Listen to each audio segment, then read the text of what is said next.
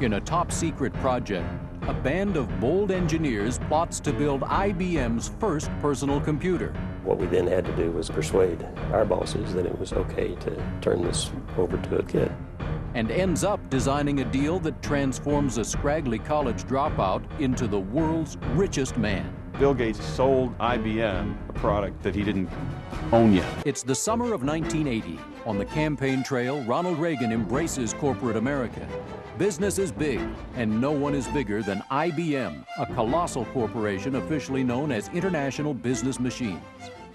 IBM was 425,000 employees. It was 2/3 of the profit and half the revenue of the computer industry for a very long time. For nearly a century, IBM has made its fortune designing and servicing room-sized computers for corporations. Now, amateur competitors across America have begun selling small household computers that actually fit on a desktop. Microcomputers, as they're called. In the summer of 1980, IBM was remarkably frustrated about the personal computer. It had tried 2 or 3 times in a very serious way to make a PC happen, and it seemed to be unable to do so. And IBM was embarrassed. Now, at a special projects facility in Boca Raton, Florida, a faction of IBM executives claims they have a solution. Until now, the company has produced every part of every machine it has ever sold. The engineers of a top-secret plan codenamed Project Chess want to change all that. They suggest that IBM buck tradition and build a personal computer by using parts purchased from outside suppliers. The charge is led by a seasoned executive named Bill Lowe. For the first time, we were recommending that IBM not be the sales arm, not be the service arm, and that we would use hardware and software that was developed outside. IBM's top brass is skeptical. They hand down a mandate. Before they'll give him the green light, Bill Lowe has to track down all the parts he will need. To find some of the most critical components for the computer, Bill Lowe entrusts a senior member of his special projects unit named Jack Sams. Called a task force meeting on a Sunday, as I recall. Got 13 of us together and said, we've got 30 days to put a plan together to do everything that had to be done to develop and test a complete system. But word on the street is that the best man to help Big Blue and Jack Sams get their computer parts isn't exactly corporate material. He is an unlikely 24-year-old college dropout. His name is Bill Gates. He had several enterprises in high school where he was programming to make money. He had rounded up kids to do work for him, and he sold their work at a profit because he was paying them nothing and charging his customers more. 5 years earlier, in 1975, Gates had created a software development company with a friend from junior high school named Paul Allen. They called their company Microsoft. Now, in 1980, the company has grown to about 30 employees, including marketing manager Mark Ursino. I was totally impressed with the fact that he could talk about anything, that you could almost feel him listening to you and analyzing what you were saying and assessing you, how do you match up in the Brights department. Another one of Microsoft's earliest employees is a former NASA computer engineer. 10 years older than his co-workers, he holds advanced degrees in mathematics and astrophysics. His name is Bob O'Rear. 35-year-old O'Rear had to acclimate quickly to Microsoft's relaxed environment. We wore whatever, whether it was Bermuda shorts or workout. Nobody wore a tie. It was extremely casual. Bunch of young, single guys writing software, basically, like a fraternity. Bill Gates' frat house is in a Seattle suburb called Bellevue. He and his band work inside this bank building across from a strip mall. It's about as far away from corporate America as you can get. Our bookkeeper did books on the floor in bare feet and was keeping receipts and stuff in shoe boxes. Now, 51-year-old Jack Sams of IBM, the largest computer company on the planet, is about to place a call to Microsoft. He has been assigned to find 2 pieces of engineering software so IBM can build its dream machine. The first piece is the electronic language programmers use to communicate with the computer. The second piece is the brain of the computer, or operating system. It's the engine that lets computer users perform basic tasks. July 21st, 1980. The morning after Sams gets his special assignment, he telephones Bill Gates to see if Big Blue can pay a visit. The phone call Jack Sams made, it was one of the seminal moments in American corporate history. At that point, IBM had $26 billion in annual revenue, $3.6 billion in profit, and an enormous market value. Microsoft had nothing. July 22nd, Jack Sams and his entourage arrive at 10800 on the corner of 108th and 8th Street in Bellevue. They exit the elevator on the 8th floor and walk into Suite 819. They ask for Bill Gates. Young fellow came out of the back hall and said, "Come on back." And I was looking for Mr. Gates when I got to the office. He went around to the back of the desk and sat down. I realized the young man I thought was the office boy was in fact Bill Gates. Sams has strict instructions to reveal as little as possible about IBM's computer plans. His real intention is to size up Gates and Microsoft. He was tense, very focused on what he was saying. It didn't make any difference to him. His necktie was a little crooked. Sams avoids discussing specifics of his project, but he gathers that Microsoft can supply its electronic language. It also sounds like Microsoft can act as a vendor for the operating system. Gates seems like IBM's man. What we then had to do was go back and persuade our bosses that it was okay to turn this over to a kid. August 6th, 1980. 30 days have come and gone. Upon Jack Sams' recommendation, Bill Lowe pitches IBM higher-ups on the idea of creating a microcomputer using parts supplied by Microsoft and other suppliers. Everyone on the corporate management committee hates the project. Frank Carey, chairman of the board, is intrigued by the proposal. He gives Bill Lowe the go-ahead. Lowe, Sams, and Microsoft have 1 year to get a microcomputer built, tested, and into market. In those days, to get a product out the door in IBM with 1 year was really on the outer edge. If Lowe's team can pull this off, IBM can jumpstart a new computer market, reaping billions of dollars in profit. For Bill Gates, the job would be a dream come true. This is the one that could really change everything. What no one knows is that Bill Gates and his band can't do what IBM wants. In fact, the upgraded operating system that Sams thinks Microsoft is pulling together doesn't even exist. August 21st, 1980. A global giant is on a crusade. 1 month after paying his first visit to a fledgling computer company, Jack Sams flies back to Bellevue, Washington. Shortly after 9 a.m. on August 21st, 1980, Sams arrives to meet 24-year-old Bill Gates and his management team. We laid out in detail what we were trying to do, what the hardware was going to look like. We couldn't contain the energy.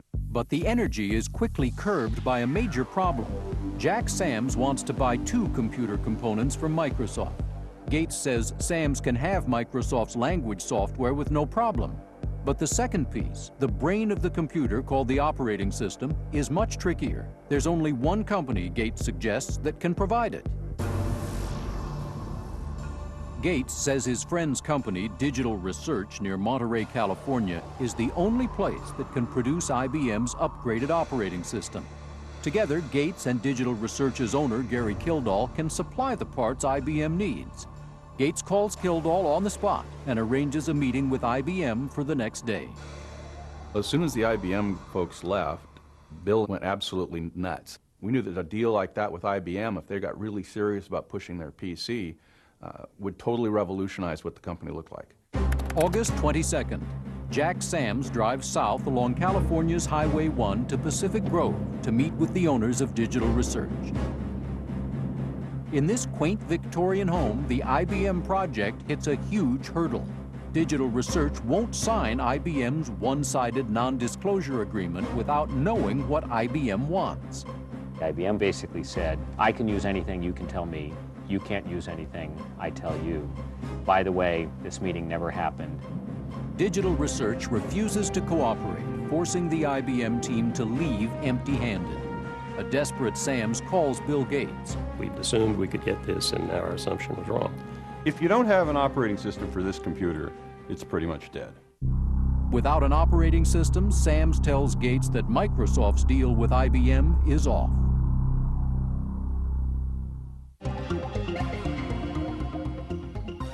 Two weeks later, Microsoft co-founder Paul Allen digs up a lead. Just a 30-minute drive from Microsoft in a suburb called Tukwila, a small computer retailer called Seattle Computer may have a crude homemade operating system. The manager of the shop is an amateur computer programmer named Rod Brock. The company was really run by two technical people, myself and Tim Patterson. Both Tim and I were trying to act as business people, but really we're both technical people. Brock's head programmer, 25-year-old Tim Patterson, built the system in just 4 months. They called it the Quick and Dirty Operating System, or QDOS for short. QDOS runs like a scaled-back version of the operating system IBM needs. It would have to be significantly adapted, but using the framework could save months of labor. September 22, 1980. With a mandate for secrecy from IBM, Paul Allen calls Rod Brock and asks if he would ever consider licensing QDOS. Brock says he might let someone use it for about $10,000. Gates then went to the IBM folks and said, I can buy it, you can buy it. How do you want to handle this? We wanted third-party participation. We wanted third-party hardware people. We wanted third-party software people. We wanted the world to jump on our bandwagon. Gates says he'll try to get QDOS from Seattle Computer. A deal with IBM is once again within reach. The next step is to complete a large proposal for IBM with an official price bid, a schedule, and specifications for QDOS and the language software. It's the biggest proposal Microsoft has ever done, and it's due at a meeting in Boca Raton, Florida in just 1 week.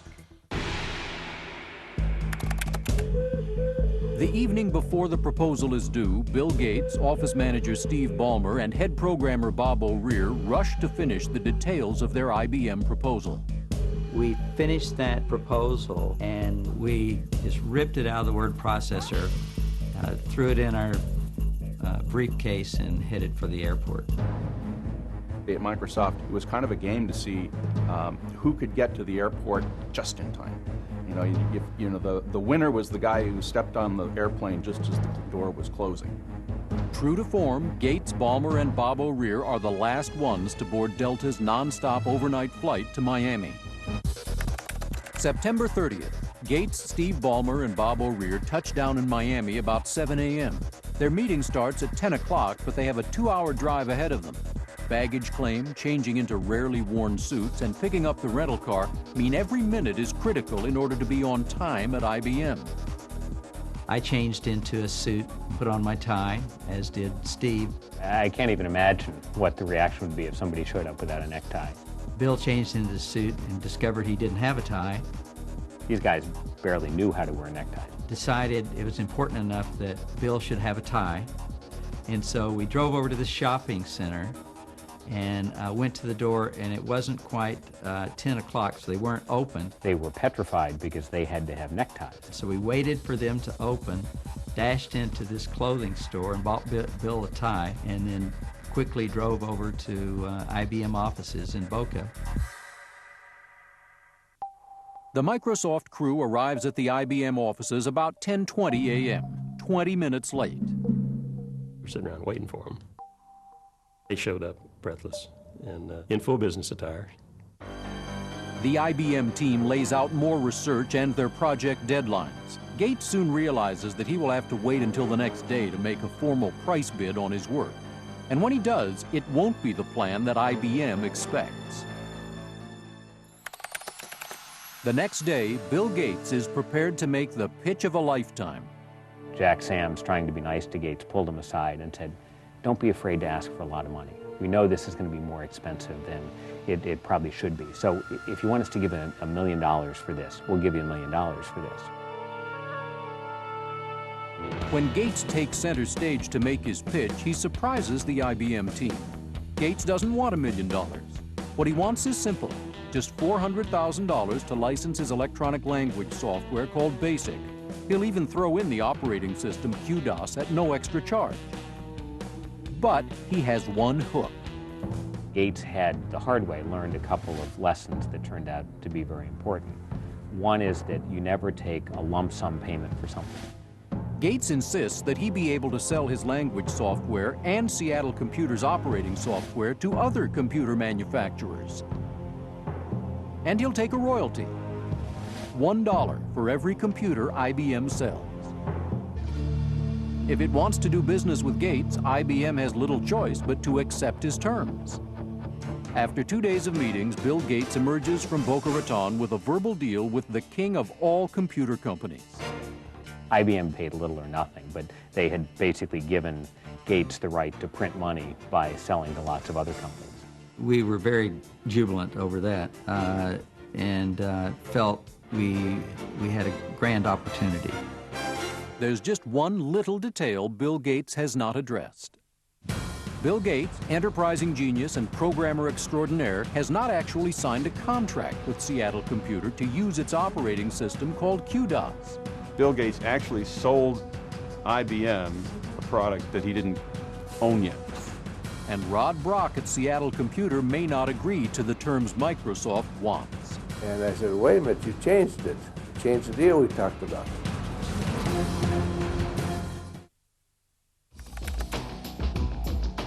November 6, 1980, Bill Gates guarantees in writing that he will provide an operating system on a new microcomputer for IBM, the largest computer corporation in the world. But Gates has a problem. He doesn't actually own the operating system he promised. Microsoft still has to cut a deal with the owner of QDOS, a small computer shop called Seattle Computer. November 10th. Microsoft's Paul Allen is assigned to hash out a deal with Rod Brock at Seattle Computer. As it is now, the companies have a gentleman's agreement. Brock will get a flat fee every time Gates enlists a manufacturer to build computers with QDOS installed. They're willing to pay us $10,000 for each one they signed up. And we visualized that very likely they might sell a dozen companies, perhaps even more. Rod Brock still doesn't know who it is. We thought that was a bit odd, but they came up with a client and paid us $10,000, so we had our first sale. So we thought we're on our way. But before the deal is done, Bill Gates will attempt a radical ploy to change his contract with Seattle Computer.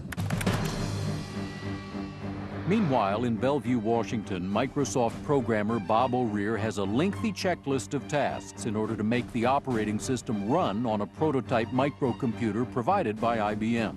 They had to figure out some way to force fit it onto this machine from IBM. If the software doesn't work, then there's no deal. By late December, O'Rear is already falling behind schedule. It was a frantic pace. I basically was either sleeping or I was working on the IBM project. Crammed into a tiny room, O'Rear suffocates under a mountain of top-secret paperwork, corporate formalities, and inflexible working conditions. It was a sauna in there, which not only made it very hard for the people working in there, Very little could be accomplished. but actually did funny things to the machines. You're working on software that's untested, trying to make it work on hardware that's untested. I was at my wit's end. June 25th, 1981. IBM is less than 8 weeks away from launching its first personal computer. While O'Rear frets, Gates is analyzing the computer market and thinking about his deal with Seattle Computer. As it is now, Gates has a non-exclusive agreement with Seattle Computer to license its quick and dirty operating system in exchange for $10,000 per customer. But thanks to Bob O'Rear, Microsoft has improved the software so much that Gates feels Microsoft should be the only vendor allowed to sell QDOS for Seattle Computer. They said that if we would give them the exclusive, they'd put more effort into selling it. Brock didn't see what was going on, which was that this was a deal with IBM. Over the next 2 weeks, Gates and his legal staff draw up a proposed agreement to license QDOS from its owner, Rod Brock. July 10th, with the IBM launch just weeks away, Microsoft sends Seattle Computer the proposed contract. When he sees it, Brock is blindsided by a surprise clause. Microsoft will be the sole owner of QDOS. Struck me as rather odd. I wondered why he wants to be a sale. We hadn't planned to sell anything. Microsoft Office manager Steve Ballmer and Rod Brock meet to hash out the deal once and for all. Steve Ballmer said, "We got to get this contract signed." And I said, "Wait a minute, you changed it. You changed the deal we talked about." Ballmer claims that selling QDOS outright will help Brock, that Seattle Computer will be able to sell computers with the improved DOS, plus have unlimited access to future improvement at no charge. Perhaps most enticing, there's a cash incentive. Microsoft will give Brock $50,000 if he signs the deal now. And $50,000 at that time was pretty important to us. July 27th. Banking on an immediate buck, Brock agrees to Microsoft's terms. Every scrap of the quick and dirty operating system now belongs to Bill Gates. 1 week later, Bob O'Rear successfully completes work on QDOS. Gates rechristens it Microsoft Disk Operating System, or MS-DOS.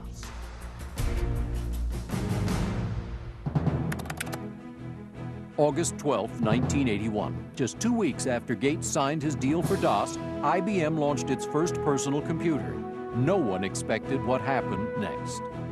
Big Blue had only planned to sell 240,000 computers its first year. Customers clamored for more. A flood of competitors copied IBM's basic design and began selling PCs too. Since Bill Gates' deal with IBM allowed him to sell to anyone he wanted, essentially all of Big Blue's competitors bought language software and an operating system from Microsoft, making Gates a millionaire virtually overnight.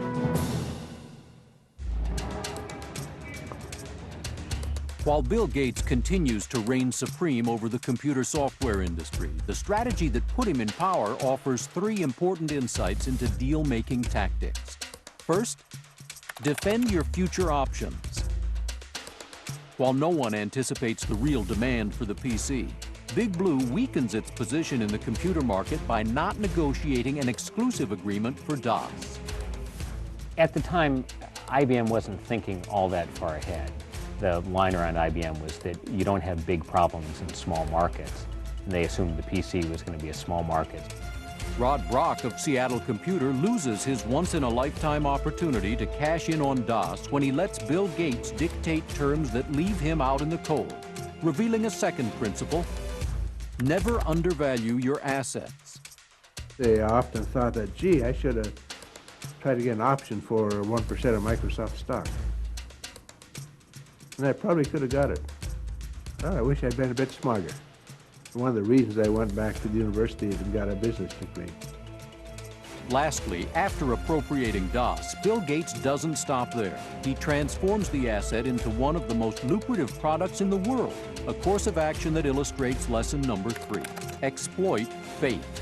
What transpired not only reshaped the computer industry, but turned Bill Gates into the richest guy in the world and put IBM and Microsoft in a position where instead of having IBM have all the market value, Microsoft now has twice the market value that IBM has. It was a turning point in corporate history. Microsoft's deal for DOS. It was a big deal that transformed a small startup company into a global powerhouse worth more than $200 billion. A big deal that changed forever the way we work, play, and communicate.